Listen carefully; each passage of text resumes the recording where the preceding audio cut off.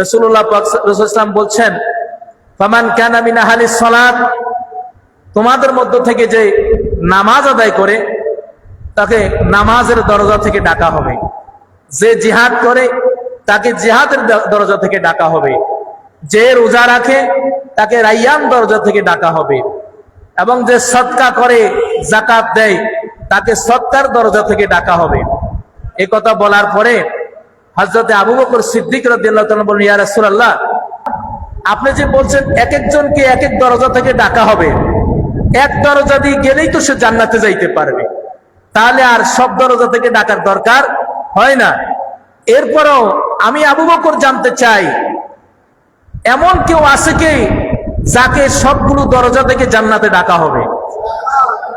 তখন রাসূল বললেন, হ্যাঁ আবু বকর, এমন ব্যক্তি আছে যাকে জান্নাতের সবগুলো দরজা থেকে ডাকা হবে। তখন আবু বকর সিদ্দিক বললেন, ইয়া রাসূলুল্লাহ, ওই সৌভাগ্যবান ব্যক্তি কে যাকে জান্নাতের সব দরজা থেকে ডাকা হবে? এই কথা বলার পরে তখন রাসূলুল্লাহ সাল্লাল্লাহু আলাইহি ওয়াসাল্লাম বললেন, হে আবু বকর, আমি আশা করি জান্নাতের সব দরজা থেকে যাকে ডাকা হবে সে আর কেউ নয়, সে হলো তুমি আবু বকর। তারপরে রাসূল এর আগেই তাকে জান্নাতের সার্টিফিকেট দিচ্ছেন। এত কিছুর পরেও যিনি জান্নাতের সার্টিফিকেট পাইছেন, যাকে জান্নাতের সব দরজা থেকে ডাকা হবে, যিনাকে জান্নাতি হিসেবে নবী ঘোষণা দিয়েছেন, তিনি যে এরকম একজন ঘোষণাপ্রাপ্ত জান্নাতি, সে কথা তিনি আল্লাহর ভয়ের কারণে ভুলে যাইতেন। আল্লাহর ভয় তার মধ্যে এমন ছিল, যেমন তিনি কোনোদিন তো হারাম খান নাই। একদিন এক গণকের ঘরে দাওয়াত পেয়েছেন, তখন তাকে কিছু গোশত এনে দেওয়া হয়েছে, তিনি খেয়ে ফেলছেন। খাওয়ার পরে জিজ্ঞাসা করলেন যে, তুমি যে আমাকে খাওয়াইছো এটা কিসের খাবার? ওই যে আমি ইসলাম গ্রহণের আগে গণনা করেছিলাম, সেই পাওনাটা এখন পাইছি, ওই গোশত আপনাকে রান্না করে খাওয়াইছি। আবু বকর সিদ্দিক গলার ভিতরে হাত ঢুকাইয়া বমি করে সব পালাইয়া দিছেন। তিনি একবার অসুস্থ হয়ে পড়ছেন এক পর্যায়ে। তখন ওই গণক বললেন যে, আপনি এরকম করলেন কেন? বলে, শুনো, এই খাবারটা হারামের ছিল। আমি আবু বকরের যদি জানও চলে যাইতো, আমি জান চলে যাওয়ার ভয় করতাম না, তারপরে হারামটা আমার ভিতর থেকে আমি বের করে দিতাম।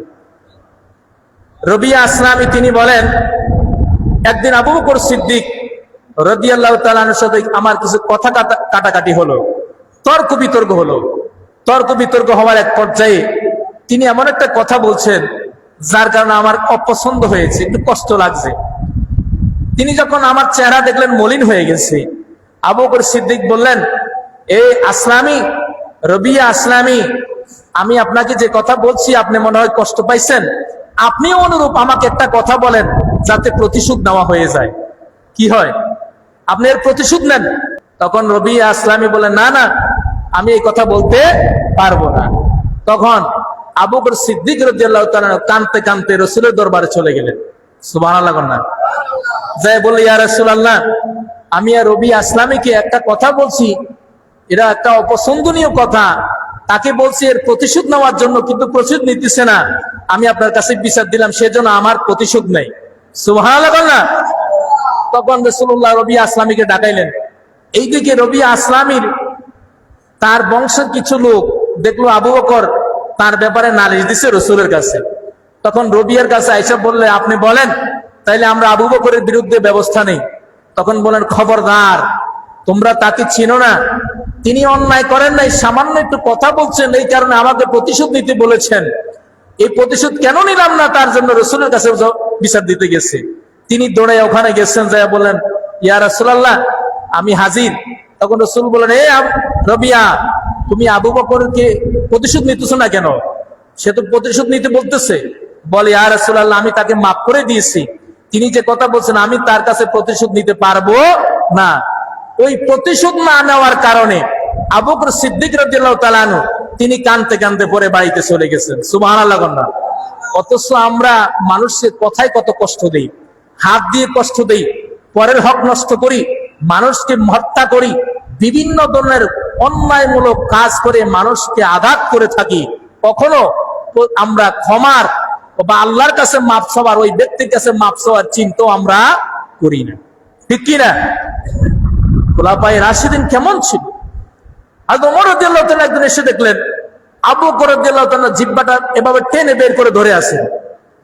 ওমর বললেন যে আবু বকর, আপনি এইভাবে জিহ্বা টানি ধরেছেন কেন, ব্যাপার কি? ওই আরে এই জিহ্বার কারণে মানুষ গুনাহ করে থাকে, এই জিহ্বাটাই মানুষকে গুনাহগার বানায়, এজন্য এটাকে আমি চেপে ধরে রাখছি, এটাই একটা অপরাধী। সুবহানাল্লাহ না? এটা ছিল আবু বকর সিদ্দিক রাদিয়াল্লাহু তাআলা আনহুর আদর্শ। এরকম বহু ঘটনা তার জীবনের মধ্যে রয়েছে। এরপরে আসেন হযরত ওমর ফারুক আযম রাদিয়াল্লাহু তাআলা, যিনি ইসলাম গ্রহণ করার কারণে সব প্রকাশ্যে কাবার চত্বরের মধ্যে ইসলামের দাওয়াত দেওয়া হয়েছিল। সুবহানাল্লাহ না?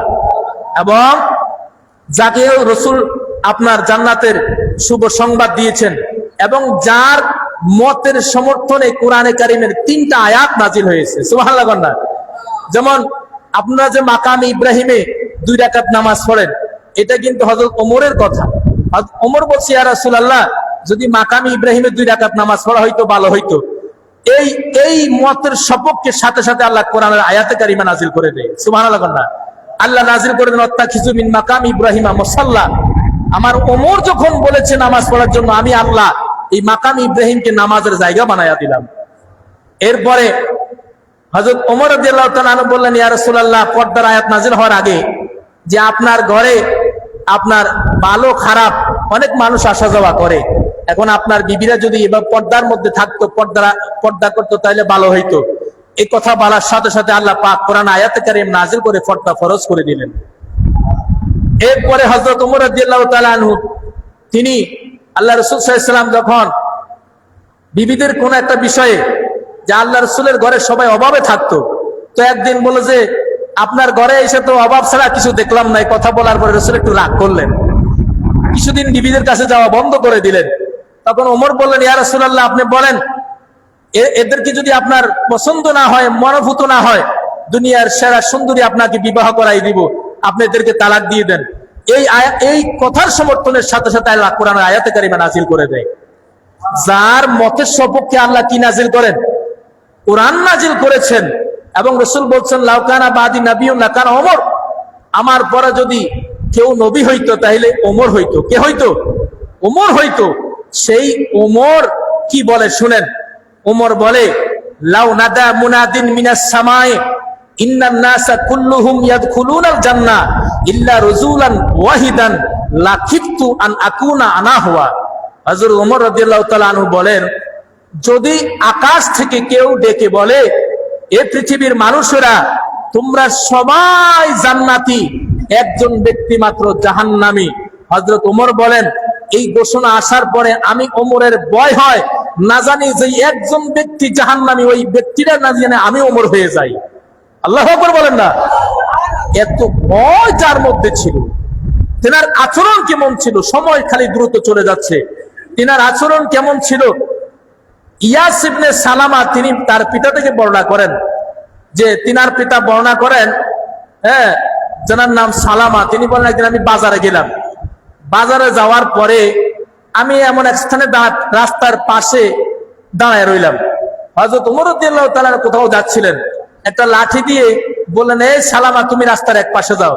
তখন তার এই লাঠির আঘাতটা আমার কাপড়ে লেগেছে। কিসে লেগেছে? আমার লুঙ্গিতে লেগেছে। 1 বছর পরে যখন আমার সাথে দেখা হইল ওমরের, তখন ওমর বললেন, এ সালামা, ধরো এই 600 দিরহাম আমি তোমাকে দিলাম। কয় দিরহাম? 600 দিরহাম দিলাম। হযরত সালামা জিজ্ঞাসা করলেন, ওমর, আমাকে আপনি এই 600 দিরহাম কেন দিচ্ছেন? তখন ওমর জবাব দিলেন, শোনো, ওই যে 1 বছর আগে আমি লাঠি দিয়ে তোমাকে সরতে যাইতে বলার কারণে তোমার লুঙ্গিতে লাগছে, আমার মনে হয়েছে তুমি ব্যথা পাইছো, তোমার ওই ব্যথার প্রতিশোধ তুমি নাও নাই, আমি ওমর এই দিরহাম দিয়ে তোমার কাছে ক্ষমা চেয়ে নিলাম, মাফ চেয়ে নিলাম। সুবহানাল্লাহ।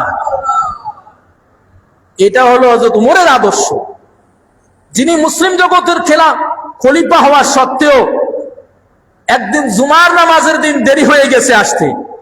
তখন সাহাবায়ে কেরাম জিজ্ঞাসা করলো, ওমর, আপনার দেরি কেন হলো?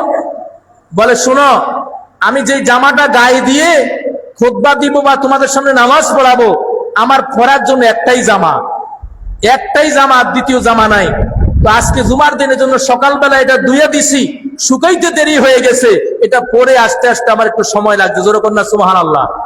আজকে আমরা ক্ষমতার চেয়ারে বেশি, শূন্য হাতে বসি হাজার হাজার কোটি টাকার মালিক হয়ে যায়। প্রশ্ন করলে বলে এটা আমার পরিশ্রমের টাকা। নাউজুবিল্লাহ কন্যা। গত সরকারের আমলে যিনি ধর্মীয় উপদেষ্টা ছিলেন, ধর্ম উপদেষ্টা আফম খালিদ, ওনার চিকিৎসা বিল আসছে 83 লক্ষ টাকা। কয় বছরে? 1.5 বছরে 83 লক্ষ টাকা চিকিৎসা বিল। প্রশ্ন করা হইল কিসের? কয় যদি কমিশন না আনিত হাসপাতালে তাইলে আরো বেশি বাড়ি যেত। নাউজুবিল্লাহ কন্যা। এই যদি দেশের ধর্ম উপদেষ্টার হয় তাহলে পাবলিকের কি অবস্থা হবে? কথা কনা। হ্যাঁ। আর উমরের শাসন বা উমর কেমন ছিল দেখেন। এরপরে হযরত উসমান রাদিয়াল্লাহু তাআলা আনহু, যিনি রাসূলের 2 কন্যার জামাতা, যিনি তাবুকের যুদ্ধে 940টি উট, 60টি ঘোড়া দিয়েছেন, 10,000 দিনের সহযোগিতা করেছেন। এবং রাসূলুল্লাহ পাক সাল্লাল্লাহু আলাইহি ওয়াসাল্লাম বলছেন মদিনায় যাওয়ার পরে পানির অভাব হয়েছে, বলছে যেই ব্যক্তি বীরের রোমা ক্রয় করে আল্লাহ রাস্তায় দান করে দিবে তার জন্য আল্লাহ পাকের জান্নাত অবধারিত হয়ে যাবে। তিনি ওই বীরের রোমা কিনে মানুষের জন্য মুক্ত করে দিলেন, জান্নাতের মালিক হয়ে গেলেন। সুবহানাল্লাহ কন্যা। এবং রাসূল মসজিদে নববী সম্প্রসারণ করার জন্য বলছেন, যে ব্যক্তি জায়গা ক্রয় করে দিবে মসজিদে নববীর সম্প্রসারণের জন্য সে জান্নাতে যাবে, জান্নাতে উত্তম নিয়ামত লাভ করবে। হযরত উসমান ওই জায়গাটা কিনে দিয়েছিলেন। সুবহানাল্লাহ। এইভাবে হযরত উসমান রাদিয়াল্লাহু তাআলা ইসলামের জন্য অনেক অবদান অকাতরে দান করেছেন রাসূল পাক সাল্লাল্লাহু আলাইহি ওয়াসাল্লামের জন্য, ইসলামের জন্য। এবং জান্নাতের শুভ সংবাদ প্রাপ্ত একজন সাহাবী।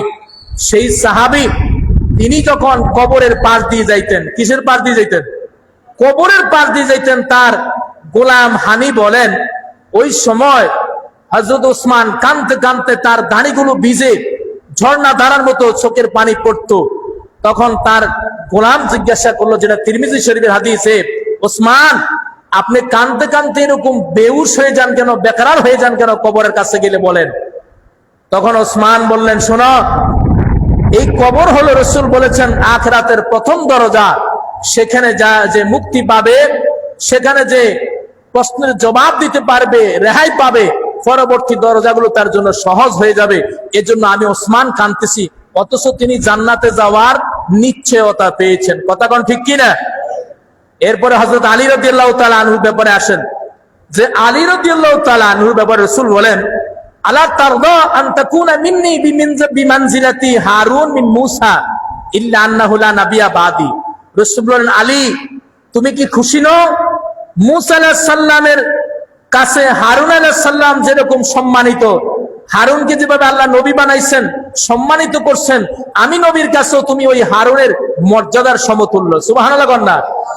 এবং রাসূলুল্লাহ সাল্লাল্লাহু আলাইহি ওয়াসাল্লাম যিনি হযরত আলী রাদিয়াল্লাহু আনহু ব্যাপারে বলছেন যে আনা মাদিনাতুল ইলমি ওয়া আলিউন বাবুহা, আমি ইলমের শহর, আলী হইল ইলমের দরজা।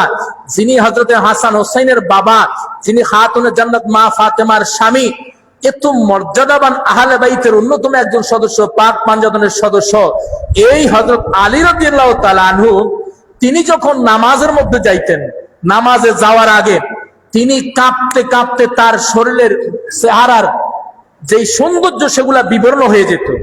আল্লাহু আকবার কন্যা। কাঁপতে থাকতেন নামাজে যাওয়ার আগে।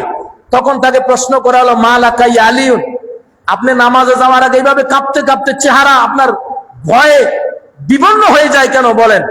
তখন আলী বলেন, শুনো, আমি নামাজে যাওয়ার আগে কেন এরকম কাঁপি, এত ভয় পাই, কারণ আমি আল্লাহর সামনে দাঁড়াবো, যে আল্লাহ পাক কোরআনে কারীম আসমান জমিনে পাহাড়ে রাখতে চাইছে, কেউ রাখে নাই, আল্লাহ মানুষকে দিয়েছেন। আমি সেই আল্লাহর সামনে দাঁড়িয়ে কোরআন তেলাওয়াত করব, আমি পারবো কিনা, হবে কিনা, সেই ভয়ে আমি কাঁপতেছি। সুবহানাল্লাহ। তো খোলাফায়ে রাশিদিন যারা জান্নাতের সার্টিফিকেট পাইছে, এরা এই নিশ্চয়তা পাওয়ার পরেও আল্লাহর ভয়ে তারা এত পেরেশান ছিল, নিজে জান্নাতে যাবে কিনা। অন্যকে তো জান্নাত দেওয়া দূরের কথা, ঠিক কিনা? অন্যকে জান্নাত দেওয়া দূরের কথা, নিজের ব্যাপারেও তারা কি ছিলেন? পেরেশানি ছিলেন। অথচ রাসূল তাদেরকে জান্নাতি ঘোষণা দিয়েছেন, ঠিক কিনা? আজকে আমাদের দেশে কিছু মৌলবী মোল্লা বের হয়েছে, যারা সমাজের মধ্যে মুসলমানের লেবাস ধরে, আলেমের লেবাস ধরে মাঠে ময়দানে এমন কিছু মিথ্যা বানোয়াট কথা মানুষকে শোনাচ্ছে, যেগুলোর সাথে আল্লাহর কোরআন রাসূলের হাদিসের কোন মিল। কি বলে, যদি একটা ভোট দেন তাহলে 16 কোটি বা 18 কোটি মানুষের নামাজের সওয়াব পাইবেন, বলছে কিনা? একটা ভোট দিলে 18 কোটি মানুষের নামাজের সওয়াব পাইব, এটা কোরআন হাদিসের কোথাও আছে?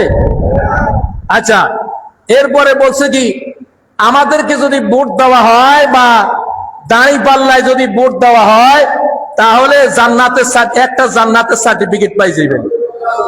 আবার জিজ্ঞাসা করছে, আপনারা সার্টিফিকেট পাইছেননি? কতক্ষণ দেখেন না আপনারা? আমি তো চিন্তায় পড়ে গেছি, কিরে এদের সাথে নবীর সাথে সম্পর্ক নাই, এদের সাথে ইসলামের সাথে সম্পর্ক নাই, এদের সাথে আউলিয়া কেরামের সাথে সম্পর্ক নাই, তাহলে তারা কিভাবে জান্নাতের সার্টিফিকেট দেয়? একটা চিন্তার মধ্যে ছিলাম। পরবর্তীতে আরেকজন বলল যে জান্নাতের সার্টিফিকেট আপনার সাতক্ষীরা থেকে দেওয়া শুরু করবে। পরে আমি বুঝতে পারলাম আসলে এদের জান্নাতের সার্টিফিকেট মানে হইল, এদেরকে যদি ভোট দেওয়া হয় হোটেলে যাইয়া একটা বেগানা নারীর সাথে জেনা করার সার্টিফিকেট তারা দিবে, এটাই হলো তাদের জান্নাতের সার্টিফিকেট, ঠিক কিনা? এদের জান্নাত এই দুনিয়া জেনা ব্যভিচার করে, লেবাস ধারণ করে, নামাজের কথা বলে, পর্দার কথা বলে, আজকে তারা ইসলামকে কলঙ্কিত করছে। এ ধরনের দাড়ি টুপিওয়ালা মোল্লাদেরকে যদি সমাজ রাষ্ট্র থেকে বয়কট করা না হয়, ওলি আল্লাহর দেশে ইসলামী যারা সরলপরা সুন্নি মুসলমান, এদের বেঁচে থাকাটা কঠিন হয়ে দাঁড়াবে, ঠিক কিনা? খোলাফায়ে রাশিদের ইসলাম কি এরকম ছিল? এরা নিজেরা জান্নাতের সার্টিফিকেট পাইয়াও ভয়ের মধ্যে ছিল। আর তোমাদের কোনো জান্নাতের সাথে সম্পর্কই নাই, কোরআনের সাথে সম্পর্ক নাই, ইসলামের সাথে সম্পর্ক নাই, এরা জান্নাতের সার্টিফিকেট দিতেছে, ঠিক কিনা? এখন আমার আল্লাহ বলার সময় তো কম। আমার আল্লাহ কি বলেন সূরা আরাফের মধ্যে, কুল ইন্নামা হাররামা রাব্বিল ফাওয়াহিশা মা যাহারা মিনহা ওয়া মা বাতানা ওয়াল ইসমা ওয়াল বাগিয়া বিগাইরিল হাক্কি ওয়া আন তুশরিকু বিল্লাহি মা লাম ইউনাজ্জাল বিহি সুলতানা ওয়া আন তাকুলু আলাল্লাহি মা লা তা'লামুন। এই আয়াতে আল্লাহ বলেন, আল্লাহ পাক প্রকাশ্য অপ্রকাশ্য অশ্লীলতা এবং অবাধ্যচারিতা, শিরিক এবং এমন কথা বলা যেটা আল্লাহ বলে নাই, যেটা আল্লাহ এমন কথা বলা যেটা আল্লাহ বলে নাই, আল্লাহ পাক বলেন এটা আমি আল্লাহ হারাম করে দিয়েছি। এই কথা বলা আল্লাহ কি করে দিয়েছেন? হারাম করে দিয়েছেন। রাসূল কি বলেন দেখেন, বুখারী শরীফের 1291 নম্বর হাদিস, আন আবি হুরায়রা রাদিয়াল্লাহু তাআলা মান কাযাবা আলাইয়া মুতাআম্মিদান ফালিয়াতাবাওয়া মাকাদাহু মিনান নার। যেই ব্যক্তি আমি নবীর উপর একটা মিথ্যা কথা আরোপ করবে, যেটা আমি বলি নাই এরকম বলবে যে রাসূল বলেছেন, তার স্থান যেন সে জাহান্নাম করে নেয়। কি করে নেয়? তাহলে জান্নাত দিবে কে? আরে কেউ কথা বলে না। জান্নাত দেওয়ার মালিক কে?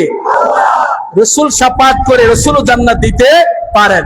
তাহলে আল্লাহ এবং রাসূল ছাড়া কেউ কি জান্নাত দেওয়ার ক্ষমতা রাখে? নামাজের সওয়াব কত হবে না হবে এটা আল্লাহ রাসূল ছাড়া কেউ নির্ধারণ করতে পারে? তাইলে যারা এই কথা বলেছে তারা হারাম কাজ করেছে, এরা রাসূলের হাদিস অনুযায়ী জাহান্নামী। এদের ওয়াজ শোনা, এদের ওয়াজে দাওয়াত দিয়ে হাদিয়া দেওয়া, এদেরকে খানা খাওয়ানো, এদেরকে সালাম দেওয়া, এদের সাথে আত্মীয়তা করা, এদের সাথে উঠা বসা করা, এদের সাথে পাশের চেয়ারে বসা, এদের সাথে গাড়িতে বসা, এদের সাথে কোন সম্পর্ক সামাজিক রাষ্ট্রীয় সব কিছু কোরআন সুন্নাহ মতে হারাম। কত কনাকা কি? তাহলে আমরা কি কষ্ট পাইছেন? রাগ করছেন? হয়তো কেউ রাগ করতে পারে, কোনো অসুবিধা নেই। আমি আপনি রাগ করছেন না করছেন এটা আমি চিন্তা করি না, আমার আল্লাহ খুশি থাকলেই ঠিক আছে। কথা কন না কেন? আমার রিজিকের মালিক কি? কোটি কোটি রিজিক বরাদ্দ আছে, তবে আল্লাহ আল্লাহ রসুলের কথা বলতে হবে। আপনি যেই হন, দেখার কোন সময় আল্লাহ আল্লাহ রসুল খুশি হয় কিনা আমরা সেটা দেখব, ঠিক কিনা? এদের সাথে কি আমরা আসি? আসেনি? সামাজিক ভাবে এরা এবং এদের অনুসারী যারা, ওদের সাথেও নাই, এদের অনুসারী যারা, নবী ওলির দুশ্মন যারা, ইসলামের দুশ্মন যারা, এদেশের স্বাধীনতার বিরোধী যারা, যারা এই মুক্তিযুদ্ধের মাধ্যমে বাংলাদেশ নামক একটা রাষ্ট্র বিশ্বের মানচিত্রে আমরা পেয়েছি। মুক্তিযুদ্ধের আগে কি বাংলাদেশ ছিল? পূর্ব পাকিস্তান ছিল, ঠিক কিনা? তো বাংলাদেশে থেকে, বাংলাদেশের চাকরি করে, বাংলাদেশের এই মাটি ও মানুষের টাকা খেয়ে যারা এদেশের বিরুদ্ধে কথা বলবে, মুসলমানি লেবাস ধরে যারা মুসলমান বা ইসলামের কথা বলবে, এদেরকে ছাড় দেওয়ার এক মুহূর্ত টাইম আমাদের, কতক্ষণ না কেন?